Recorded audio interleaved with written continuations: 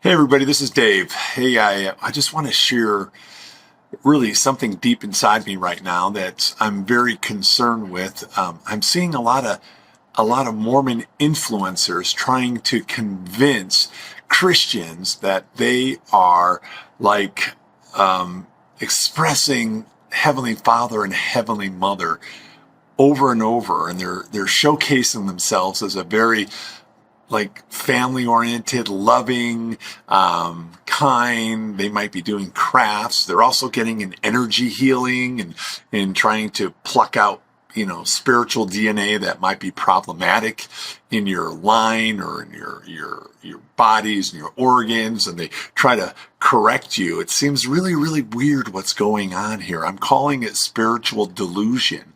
And there's a lot of spiritual delusion that's happening in this craziness that's going on. Take a look right here. Today, we are going to be talking about our mother in heaven, or Heavenly Mother, and kind of why we don't talk about her as much as we do about our Heavenly Father in the church. So, just starting with that, why is that?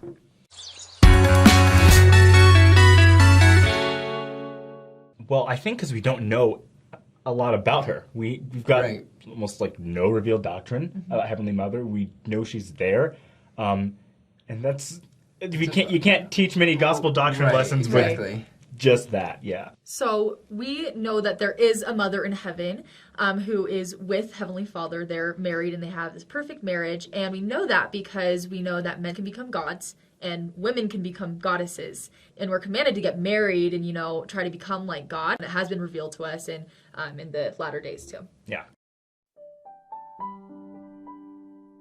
They were made in the image of our heavenly parents. Each is a beloved spirit son or daughter of heavenly parents. And the traits they receive from Heavenly Mother are equally as important.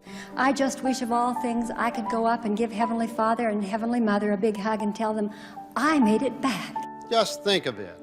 Within every human body dwells a living spirit, born to our loving, eternal heavenly parents. Each is a beloved spirit son or daughter of heavenly parents, and as such, each has a divine nature and destiny.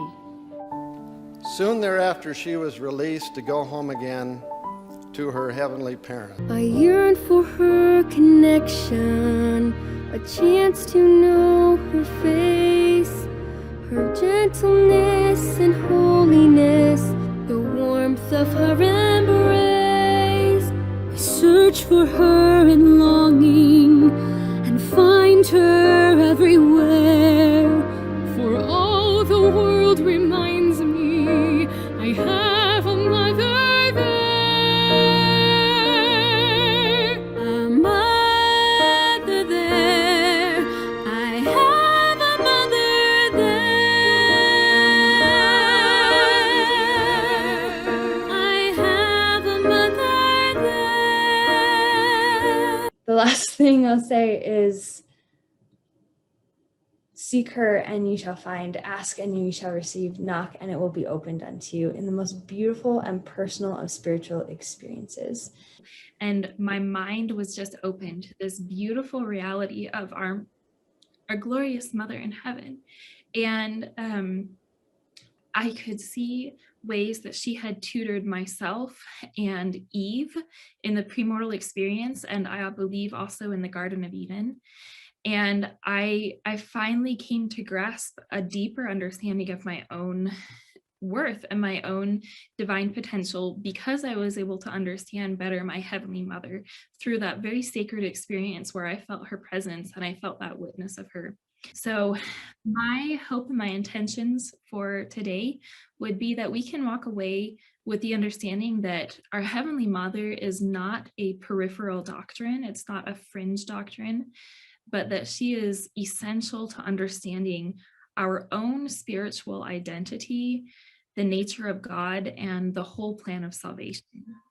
And I was typing out the verse in John 3:16, for God so loved the world, and then my phone auto-corrected that she, and it just made me stop in my tracks and look at it and realize, yeah, we have a Heavenly Mother and she's God and she sent her son too. God means male and female. Like if we translate back to Elohim, that's plural. And then every time I would see a verse that said God or the Father, I would wonder, does that mean her too? Like if they truly are equal, then she's probably involved in all of these verses that are talking about the Father. And I just started to see her everywhere and I became obsessed.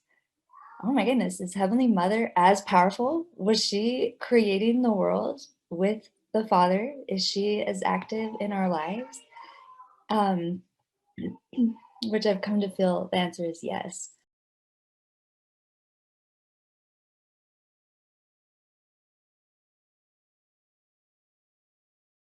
Okay, so if you saw that, you're probably saying, what are these people focusing on? What are they believing? What are they doing? Right? They're praying to Heavenly Mother. Well, who is this Heavenly Mother, right? This is a big thing. A lot of people don't realize that if you're Christian, many of those who are Catholic, Orthodox, Lutheran, high priests, church, you get to understand the concept of Heavenly Mother because we believe Heavenly Mother is Mary. She's the most virtuous woman on earth and also in heaven, right? We understand that, and we understand that from the ecumenical councils. But what I am seeing nowadays is that Mormons are trying to convince others, and they're in this sort of spiritual delusion, understanding of this sort of spiritual woman who is up in heaven with Heavenly Father, who they believe is an exalted man with flesh and bones, and that he once was on another earth and basically qualified, I guess, in essence, to become the Heavenly Father, the God of this earth. That's what Joseph Smith revealed in the King Follett Discourse. But what we understand is that Mormons also believe that Heavenly Father married a woman, or many believe that he has many wives, but he married a woman that is the mother of all our spiritual beings here, right? And so when they pray, and then they're focusing on praying and developing a relationship with Heavenly Mother, that relationship is not with Mary as most Christians focus on. Now, I know that Protestants have a different understanding, and I don't need to go on that right now, but I do want to express that when you are looking at this idea of having a relationship with Heavenly Mother, because about 20 years ago, we never even talked about it. When I was a Mormon, she was too sacred to talk about. Now, everything I'm hearing these days is about praying and developing a relationship with Heavenly Mother. So that's what they believe. Now, I'm really troubled with this, and it's making me cringe inside. Why? Because basically, it's completely opposite of what Christianity is about, right? They have a whole different view of Heavenly Father, Heavenly Mother. They believe that Heavenly Mother was also part of the creation of the earth, which to me is just, you never hear about that. We don't know about that. I mean, being an Orthodox Christian, we have 2,000 years of objective truth, historical records. We have thousands and thousands of bishops and who became saints, who died and died for the faith. We have so much factual historical evidence to prove what we need to prove. But what we find with these Mormons is they just feel subjectively that this is what God revealed to them, and they believe wholeheartedly this is the truth. And so when you try to share with them that where is this Heavenly Mother? Who is this Heavenly Mother? Where did you even get the idea of this Heavenly Mother? It always goes back to a belief in Joseph Smith. So when you look at these Mormon influencers, I'm just saying, be aware. Be aware. Protect yourself. And know that they're trying to basically hook you in. It's like a bait and switch, and they get you in thinking, oh, they're so good and they're so spiritual and they have great families, but they're getting involved in this sort of universal energy frequency approach to life, and then also bringing a relationship with Heavenly Mother who's not the same as what Christians believe. Just be careful. I'm trying to protect you because there's a lot of spiritual delusion going on in these type of groups, and these type of groups really affect Christians, and they get derailed. So, don't believe it, obviously, please. But go in and try to talk to them about who this Heavenly Mother is.